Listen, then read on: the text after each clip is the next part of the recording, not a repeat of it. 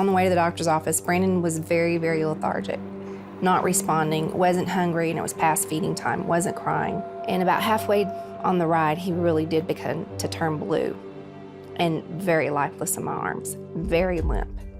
And that's when I knew we were in trouble.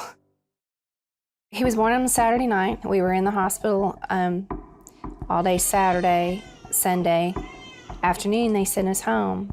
And on Monday morning, when my mom went to change Brandon's diaper, there was blood in his diaper. And I knew it wasn't normal, but I wasn't extremely alarmed. But then the next diaper, there was a little more.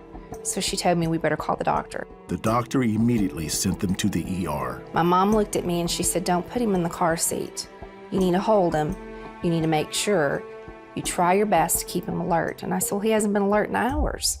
And she said, "I know." She says, "Just blow in his face, pat on his cheeks." So all the way to the hospital, I did that. He did nothing. And about halfway on the ride, he really did begin to turn blue and very lifeless in my arms, very limp.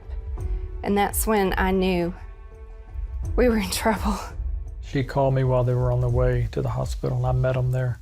I just found myself running into the open hospital with my lifeless baby in my arms, screaming, "My baby's not breathing, help me, my baby's not breathing."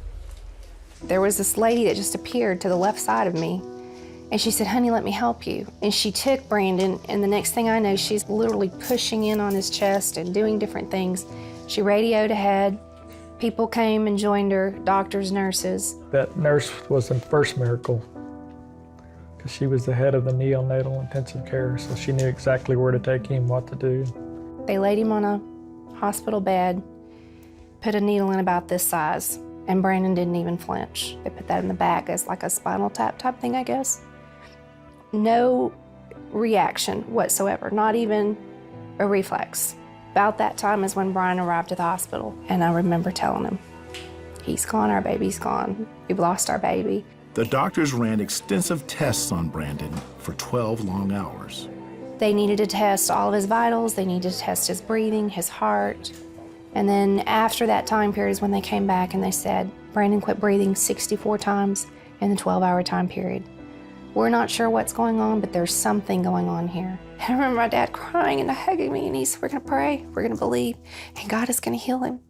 Brandon stayed in intensive care for several days. The doctors didn't know what was wrong or what to do. We couldn't hold him, we couldn't touch him. He was with wires and in a big incubator and lights and everything, and he just laying there, and he still seemed very lifeless to me the first couple of times that we saw him. I wanted him to know who we were. I wanted him to recognize my voice if he couldn't recognize my touch. So I remember speaking to him, and I kept telling him, "Brandon, fight, fight. You gotta be my little fighter. You're gonna make it." It was about the third day, she finally let me hold him. I sat in that rocking chair and I sang to him as much as I could and loved on him and just reminded him how much we loved him and how much we were praying and that God was gonna heal him. The doctors never really could pinpoint and give us a name for what had happened or any real explanation, but they felt like we should expect, at the least, slow developmental skills. And they said time would only tell whether or not he was gonna be normal brain-wise just because he had lost oxygen and quit breathing so many times. It was a terrible feeling knowing, that he could be handicapped, mentally ill, but we just stood on God's word. Once I knew God allowed him to live, we trusted, we believed, and we just declared that he was going to be normal in every way. After about a week being in the hospital with Brandon, we were finally released to take him home, but we went home with heart monitors and a breathing machine, and they stated that that would probably last for at least 2 years of his life, especially for the first year. Just learning how to put those leads on every night in the right place, I remember, was very tedious. And then you'd get him all settled and we'd go to bed. And I remember those leads would go off and you'd jump up out of your skin thinking he's quit breathing. And we had to have him on those machines for the first couple of weeks, every day, all day long. Only could take him off to bathe him. Then we went back to the doctor for a couple of weeks checkup. And they told us we could kind of taper down and only have him on when he was asleep.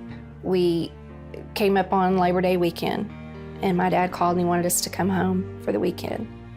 Karen and Brian didn't want to make the 2.5-hour trip with Brandon with all of his medical gear. but her father persisted. And we went and we spent the weekend with my dad, and he watched each night as we would have to put all the leads on and the wires and the machines and lay him in the crib and let him just fall asleep. And tore my dad up, came back home. A few days after we got home, my dad called me.